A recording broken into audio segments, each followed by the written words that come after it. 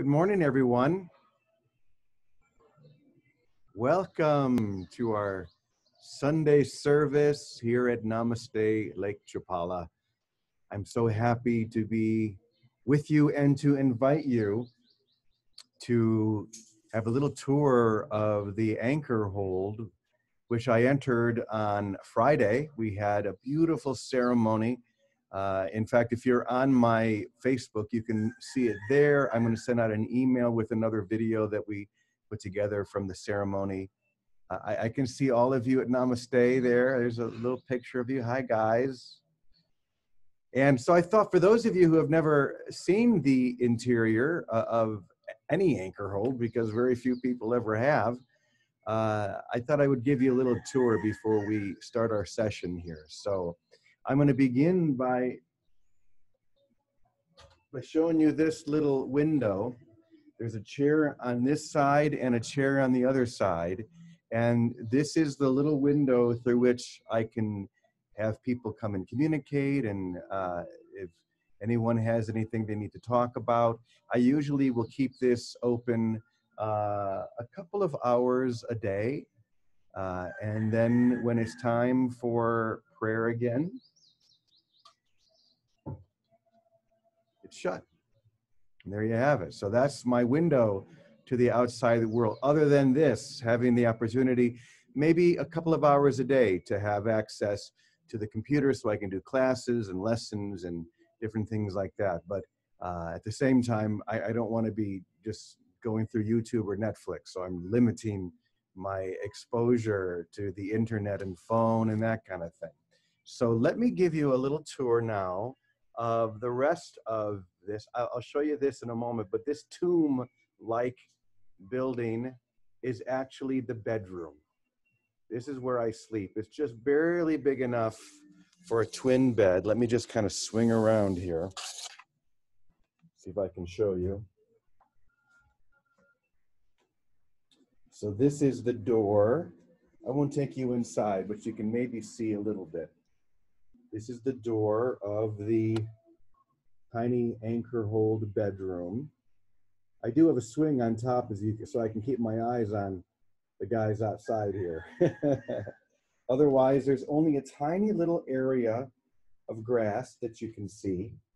This little door, by the way, serves two purposes. If there is anything that needs to be brought into me, it can probably come to that door, laundry or that kind of thing. And it's also a doggy door, so that Lily or the other dogs here at Namaste can come in and I can have at least a little furry creature to hold once in a while. So now I'm going to take you into this room, which is the only other room here in the anchor hold. And this has two purposes. As you'll see, it's both the little office sitting area, very, very tiny, as you can see. You see the beautiful chair of the Virgin of Guadalupe, all the guitars and ukuleles on the wall, and then there's a tiny little bathroom as well. So I'm going to sit this down and come around to the other side in just a moment. So that's pretty much the entire thing right there. I haven't measured out to see what the square footage is, but it can't be more than 150 square feet in the interior for both rooms, I'm thinking. So hold on one second. I'm going to actually hook a light up and another microphone so you can hear me better. All the little toys here. There we go. And let me hook up the microphone as well.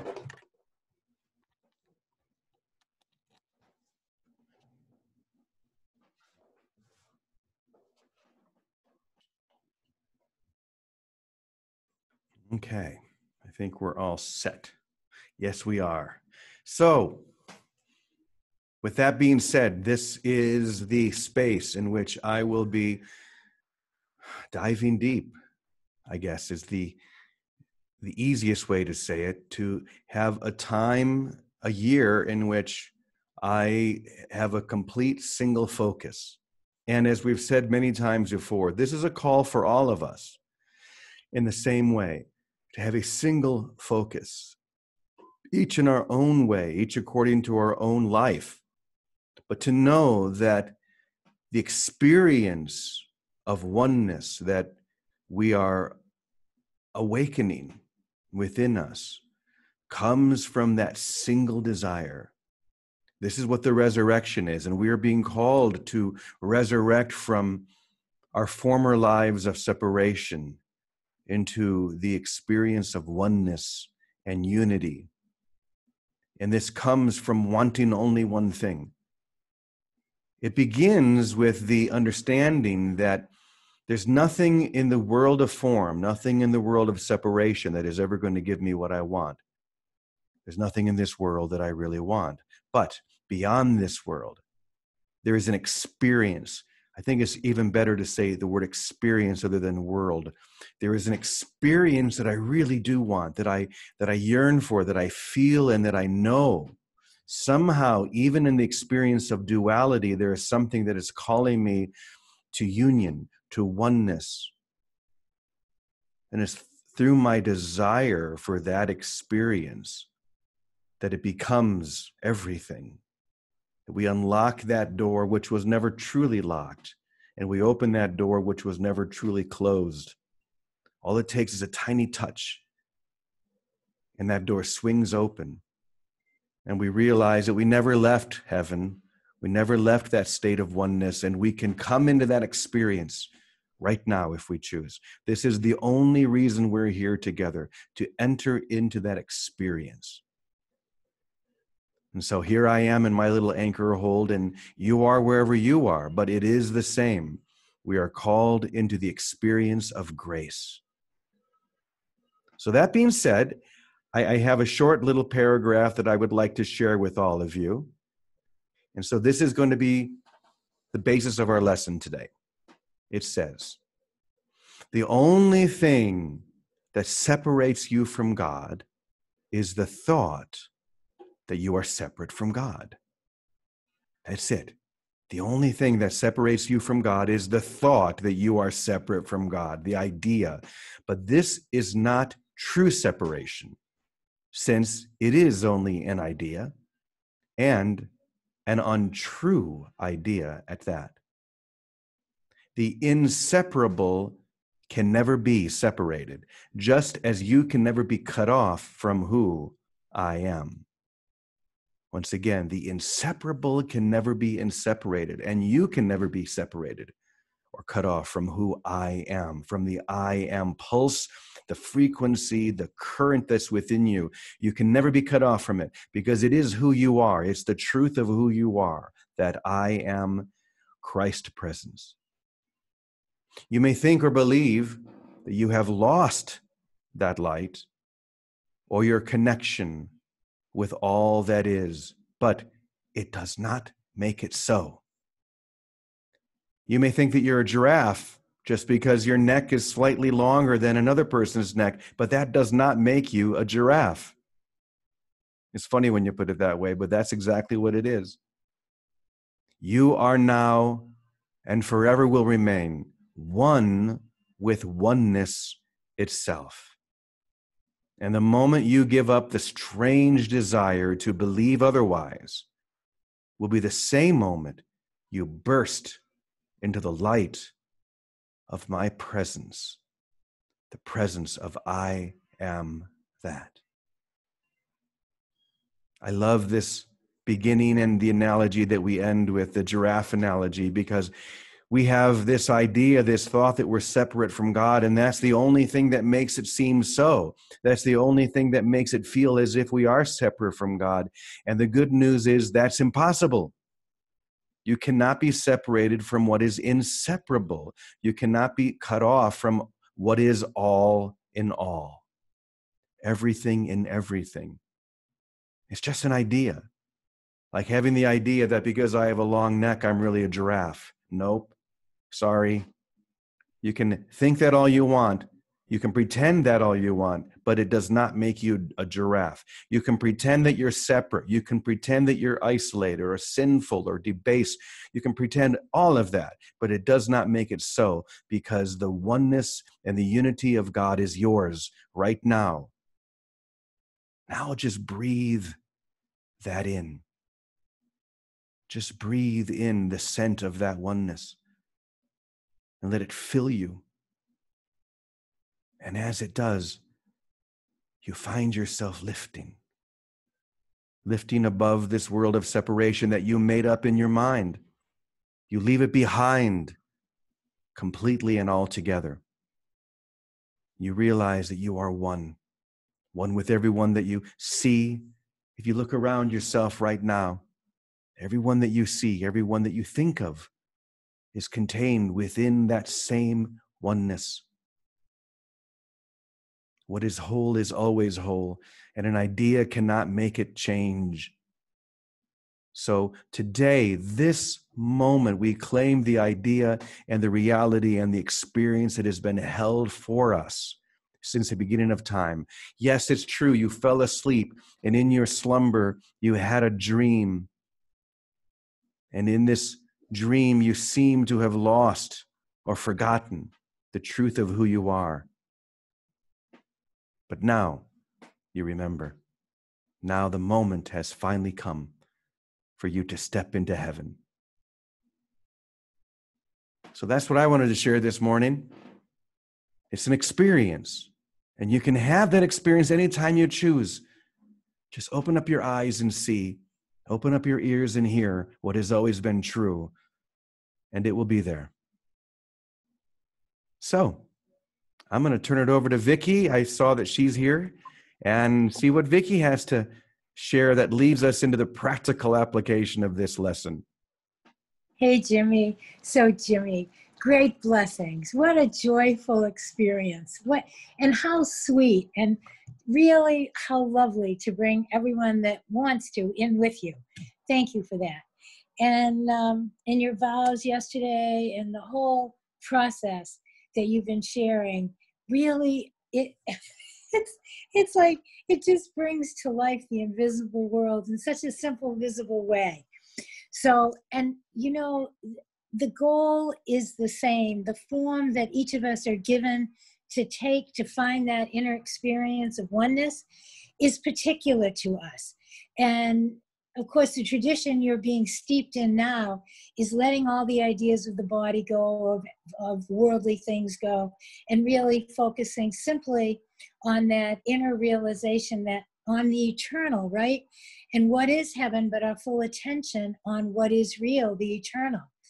So, of course, for me now, since you prompted me, you know, my direction, as yours is to go into this sanctuary, mine is to open my eyes and join and be present.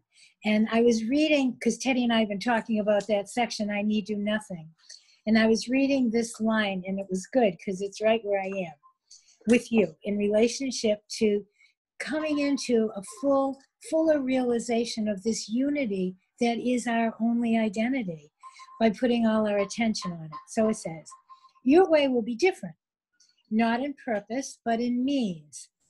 A holy relationship is a means of saving time. One instant spent together restores the universe to both of you. You are prepared.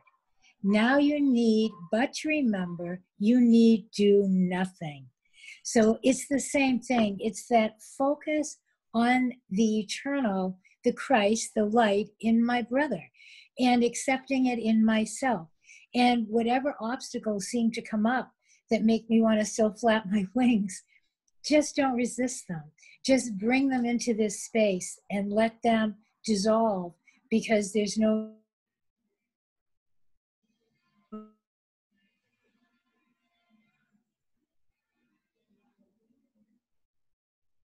need is you there alone. It's the same thing. Nothing can come into our experience unless it's already within us. And if it's uncomfortable, it's an opportunity for releasing any obstacle to identifying with being a body, with another being a body, and what that expectation would feel like or look like, and surrender into the whole experience of what is. So sometimes, however we're guided, it must be the perfect classroom for you, for me, and for all of us, if we hold a single goal, to keep our eyes single, our purpose simple, and remember that the kingdom comes awake, comes alive in and through us when we put our full attention on it, no matter the surroundings we might find ourselves in. So I'm very grateful for you. I'm grateful for your example and for the fun of it all, Jimmy. I'm grateful for the game of it all and the playfulness that it invites everyone to. And whether you stay a year, a day, a week, it doesn't matter. The only thing that matters is for all of us to listen today and follow today is completely to keep our focus, our love, our attention on the light, on the eternal that we are, that is our natural divine nature, and let the rest bubble up to the surface and dissolve. Let it just dissipate in the air. So I join you, brother, and I know everyone here does too, because my bells are over there, because you're ringing a bell in our heart. And a lot of it might be, cellular memory and memories of many of us in religious life. And what that, the reason for that, and that today is the fulfillment of all those many perhaps experiences, dream-like experiences. But today is new. It isn't an old past you're going into. It's a present moment of, like you said, diving deeply into no more distractions, and simply staying present and letting unity emerge. Let it be your full realization and all of ours. And we join you in that, so we share one purpose. Now, I know my brother here might have a comment or two. Let's see what Teddy has. Of course, I'm sure he does. Well, the truth is, I really don't. How's everybody doing? The truth is, at this moment, I really don't know what anything is for. I'm absolutely in a condition where I don't know what anything is for. And I only know that there's two ways to look at anything and everything. It's either with the eyes of the ego, to maintain the idea of separation and to keep my identity, or with the Holy Spirit to learn that, whatever it's given to me to learn today. Having had the experience that I had in the way in which I had it, this is all a dream. None of it has any reality whatsoever. And you really do learn that in an instant. And then, I don't know, if you're back here at all, you're here to be about your Father's business, which is, what I seem to be back here for. But there's moments when, I have no idea which way to go and which foot to put in front of myself. And at that moment, that's when I realized that there's no way in the world I could do this alone, because there's no need to do it. If you're alone, there's no need to do it, and you wouldn't do it. It's the proof of you're into the aloneness, and that's what you're desiring. But it is true what you were saying. It's like we were created whole and perfect, and we cannot not be that. And because of the nature of that, there is nothing in the illusion that can prevent us from seeing through the illusion, unless it's the illusion that we're preferring. And I'm very sensitive to the idea of time, because this really doesn't take time, because time doesn't exist. Time is just a measurement, or an incremental measurement that we apply to what isn't real, because time and eternity can't coexist. One or the other is true. And that's somebody asked me this morning about what it meant to modify an absolute. And all I could do was laugh, because there is no modification for the absolute. Like, truth is true and nothing else is true. And since we didn't make up what is true, there's no way in the world we can make up what we think it is. It's the unmaking of our mind and thinking that we know what it is. And even now, for me, having had a total experience, I'm still in the same condition here, where I have to let go of everything I think to see the truth behind the illusion and to find and experience my own purpose here. And when I see that, it's like that thing I read yesterday. I mean, I read a lesson that a friend of mine transcribed 195 of the lessons that I did. And yesterday I opened up Facebook and there was 159 was right there. So I started to read it, and there was no way in the world that I could have said what I said. I was crying and I couldn't get the words out because it was as if Jesus was talking to me. And before the end of it, I realized, wait a second, I said this. And I like, there's no way in the world, the personal me, the me that thinks it's in a world of space and time, could ever know this, because it was the complete denial that that thing existed at all in the middle of being it while you seem to be here.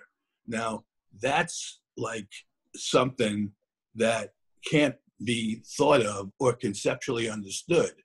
We can approach it through the learning, and that's one of the things the lessons are for, to help us approach the truth. But the truth is in our mind and our heart, and it's unlocked. It's like it says, we're looking for the blocks to the awareness of love's presence, because we are the presence of love, and love is whole and perfect.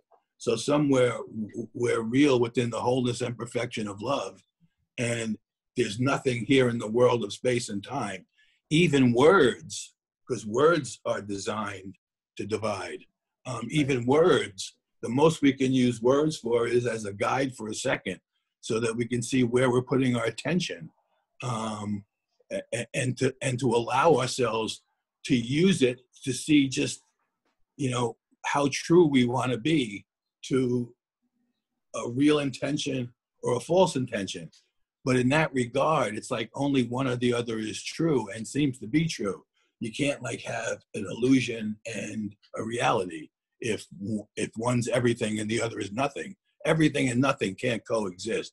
And here in space and time, there's always an attempt that I find in a lot of the people who are teaching the course to make the world real somehow and try to make the world a better place to live, as if it'll ever be something other than the illusion that it is, no matter how good it gets.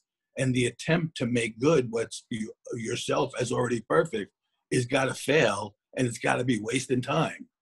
So, I'm always in the condition where I don't know unless I'm like right there and things are obvious, I don't know what anything is for, and I got to have my mind changed. Yeah. Thankfully, I've had the experience, so I know that it works. Yeah. Otherwise, you just sort of, and that's the validation that, as we call ourselves teachers or anything, brothers is a better thing. That's the validation. That's the best we can do, is be an aid to an abetting of the learning of the truth, because the truth has to be discovered within yourself, because you are the truth. We are the way, the truth, and the light. Isn't it funny how we're always trying to blend illusions and the truth? I know, exactly. That blows me away. And, it's like we do it in more and more subtle ways. Yeah. The more we think we know, the subtler the way that the ego works, and the more power that it has, because we really don't see that thread. We really don't see, And the funny part about it is, like, it's like, for me, I've had to see that both sides, neither side of the coin is true. Like, whether I isolate myself or I'm in a room full of people, the realization is going to be the same. And it's not the external way that works. It's the decision in my mind to know, and to know the truth without deciding what the truth is, that allows me the realization. Yeah. But I've had to go through both sides of it. I've had to see, like, both sides of my thinking are false, so that, I don't screw myself trying to use the dualistic nature of my mind to think, well, if I'm bad, then I have to become good. The good that has a comparison to bad is not what good is. Right. Good is whole, perfect, and total. And that's how we screw ourselves, trying to like deal with the opposition in our mind by, like you're saying, somehow blend them or think that one has something to offer the other. And neither side of the equation is true. Yeah. It's like thinking that eternity, as you said before, that eternity is a really, really, really long time. I know. Eternity is a long time. Eternity lasts a long time. And it says Eternity over, has nothing to do with time. There's no relationship between time and eternity. They cannot coexist. And that's a funny one, because people think, wow, eternity is going to be a long time, which is why they avoid it, because they make eternity like their memory of what space and time is. And nobody would want to do that. I mean, it's funny and laughable. No matter how good it gets here, the bad still seems to be there. So nobody wants to nobody wants to have that be for a long, long time. That's one of the funniest things. Eternity is a long, long time. Yeah. And this is what brings us right back to our lesson for the day. The only thing that separates you from God is the thought that you're separate from God. Nothing else. Nothing else. Eternity is not a really long time. Eternity is right now, and you are right now. The truth of you is happening right now. You can't understand that with the linear mind. That's the blending. I'm trying to blend in what I'm experiencing right now so that I can understand who I am in eternity. But who I am in time and who I am in eternity do not meet. They never meet. But I can choose. I can choose to experience one or the other. I can choose to be in a dream, or I can choose to be awake. But just like the dream that you had last night, there is no real relationship between that dream and what's happening to you right now. You can make up relationships, you can make up symbols, and you can see if you can learn something here in time, but they don't meet. When you wake up, you wake up. When you're asleep, you're asleep. So wake the hell up. Open your eyes. So thank you, Teddy. Thank you, Vicki. What a beautiful lesson. Let's open it up to the Zoom and see if we have anybody who wants to share anything here in the Zoom room. Just go ahead and unmute yourself, and we'd love to hear from you. Hello, Jimmy. Hi, Marianne. Can you hear me? We sure can. Hi. I just want to give you such gentle, joyful gratitude for what you are doing, and I'll explain why I find it so practically important for me. That we are all I am in my divine anchor hold, and as you say, we forget. I forget. And when I'm doing the dishes, I know you are there praying. I've had a practice for a long time of joining with people all over the world, sort of nameless, just knowing that there are people meditating and praying all over in all traditions. But now I know someone who is actually doing this and has dedicated his life to this for a year, so that when I am walking down the street, I sing and dance with you, or on my exercise bike out front, singing my inner teachings. And it's just so wonderful. I just joyfully give you thanks for that presence and that joining and that remembering. So thank you, Jimmy. Thank you, Marianne. Thank you. So there's someone here in the room that I noticed that I would love to call on, because I just love this man, and I think maybe his wife is probably there as well, and that is our dear friend Theo. Theo, good to see you, brother. And I'm just wondering if you want to share anything or bring anything to light here as well. Oh, there he goes. Yeah, I think he went to get Lita.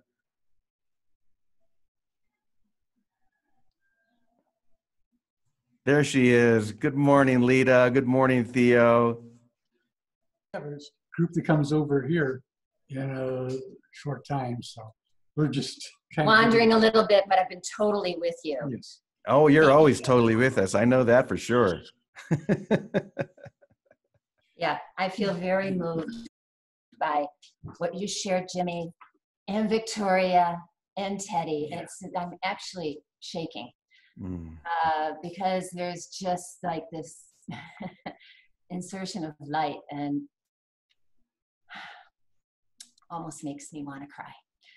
and I feel very humble. I don't know that there are words. There is an idea that was triggered, which I think all of you have brought us into the general field of this idea. And Teddy said it, that the word teacher perhaps isn't it anymore. The word is brothers. And I feel this so deeply. Teacher, the idea of teacher demands that I see the duality. Yeah. I have to see the duality to teach to it. And so there's like, that's an active state of an insertion, right, of the Holy Spirit, the spirit of what I am in truth.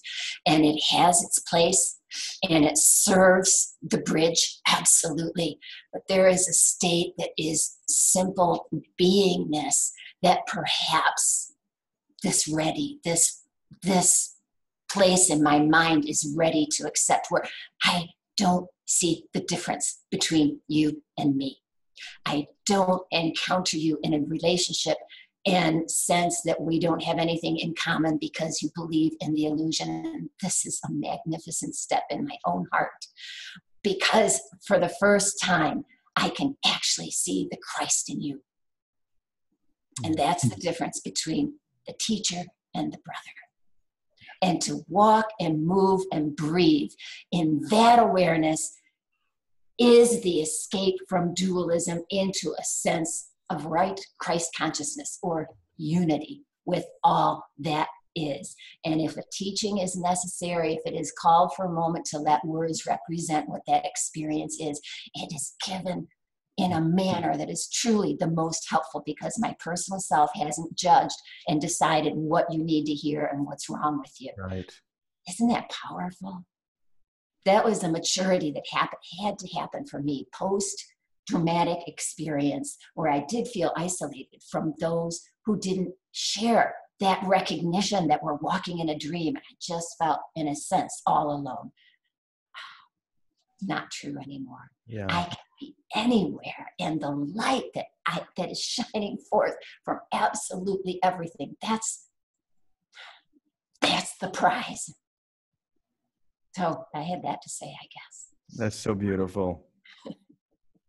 Theo, you want to share anything? I think so. It's literally living in the here and now. I mean, it's always right where you are is where the action is. You don't have to time trip into something else, some other time point, some other place. It's going on right here. Totally. And I'm just so enjoying this morning with Ted and Vicky and you. It's like, and everybody else that's there. I mean, we had a chance to go come out and see your place.